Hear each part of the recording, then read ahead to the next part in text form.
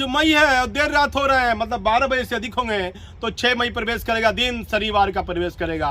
बड़ी खबर है, इन दिनों कुछ दिन पहले देश के माननीय प्रधानमंत्री मन की बात का 100 स्पोर्ट मतलब संस्करण था और कई बड़े बड़े नेता, केंद्रीय के बड़े बड़े नेता लोकसभा प्रत्याशी का जो चुनाव लड़ चुके हैं, जो एमपी का चुनाव जीत भी चुके हैं, हार भी चुके हैं, सबों की नज़र बीजेपी के एमपी की प्रत्याशी के टिकट पर है कि मुझे भागलपुर में बीजेपी से लोकसभा का प्रत्याशी बनाया जाए। और बड़े बड़े केंद्रीय बड़े बड़े नेताओं ने भी मन बनाया हुआ है कि भागलपुर से आखिर किसको टिकट देनी है। इसको लेकर एक नौगछिया के नेता का भी चर्चा चल रही है। मंडल जी हैं और पहले राजद से चुनाव लड़ चुके हैं, लेकिन बताया जाता है बीजेपी के कुछ कदावर नेता चाहते हैं या तो पटना के एक बड़े नेता हैं बीजेपी के, वह चुनाव लड़े लोकसभा प्रत्याशी भागलपुर से, या फिर नौगछिया के एक नेता हैं, वह मंडल का ज़्यादा वोट बैंक है, तो अजय मंडल वर्तमान एमपी अभी है, तो उनको हराने के लिए कोई मजबूत प्रत्याशी बीजेपी अपना दे। लेकिन मन की बात थी, कई जगह कार्यक्रम हुआ, अल्पसंख्यक इलाके में कार्यक्रम हुआ, कुछ नए छुट भैया नेता हैं जो 4 ठो जमीन खरीद लिए हैं, मॉल खरीद लिया, अपार्टमेंट बना लिए हैं, वो अपने एक्सीडेंट में बैठक कर रहे हैं और मन की बात टीवी पर चला दी है, माननीय प्रधानमंत्री बोल रहे हैं। लेकिन मन की बात की चर्चा कम हो रही है, लेकिन वह कोशिश करते हैं। पहले होता था कि भाई अब मुझे प्रचार कराना है कि मैं लोकसभा प्रत्याशी का दावेदार हूं, तो लोग पत्रकार को पकड़ते थे।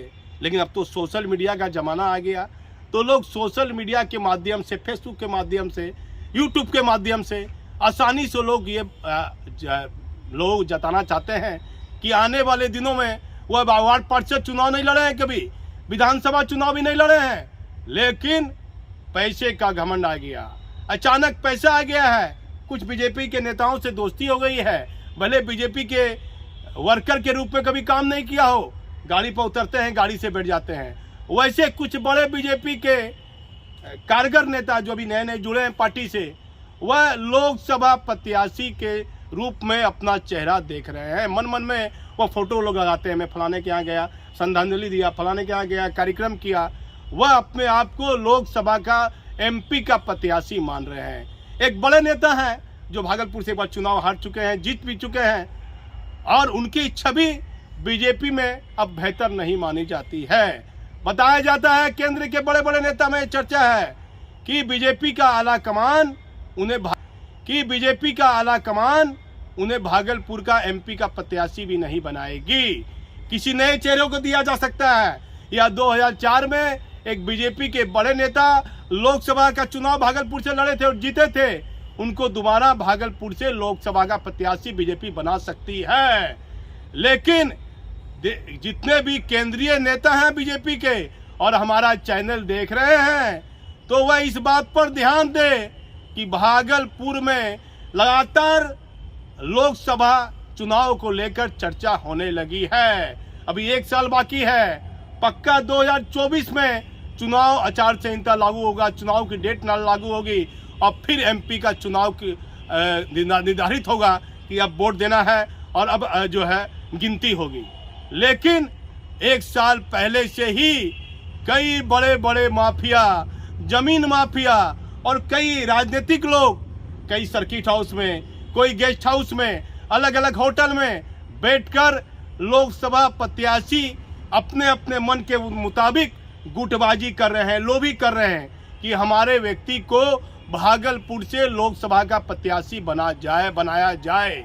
मुझे एक रिटायर आईपीएस ने कहा कि ठीक है, राजनीतिक विरोध हो रहा है, राजनीतिक गुटबाजी हो रही है, कोई बात नहीं, लेकिन भट्टी साहब, मुख्यमंत्री जी, भागलपुर में बीजेपी के प्रत्याशी बनने के लिए कुछ दागदार लोगों से भी नेता मुलाकात कर रहे हैं। तो राजनीतिक विरोध हो, कोई खराब बात नहीं है, राजनीतिक आरोप प्रत्यारोप लगता रहता है, इसे खराब नहीं माना जाना चाहिए।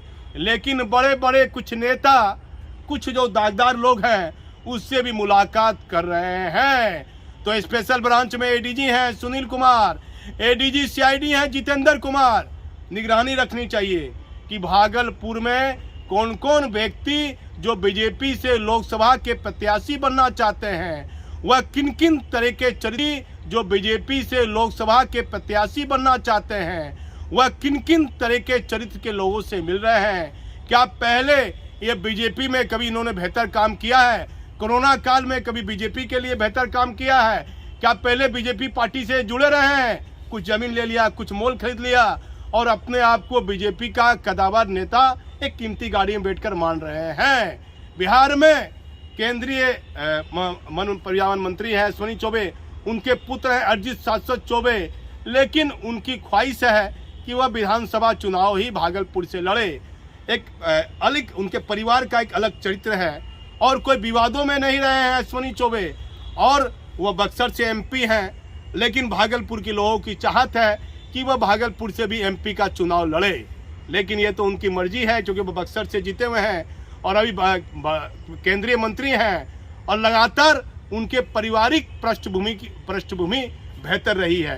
कोई विवाद में उनके लड़के या वह खुद कभी नहीं पड़े हैं। तो ऐसी स्थिति में राज्य सरकार की जांच एजेंसी को और केंद्रीय जांच एजेंसी को ये मैं अपने मन का प्रत्याशी, मन का एमपी, लोकसभा का प्रत्याशी बनने का जो लोग सपना देख रहे हैं उस पर जांच एजेंसी अपनी निगरानी रखे। इस माध्यम से कोई अप्रिय घटना राजनीतिक की आड़ में कोई अपराधी व्यक्ति ना दे दे, इस पर निगरानी रखने की आवश्यकता है। मैं भागलपुर से दीपक नौरंगी।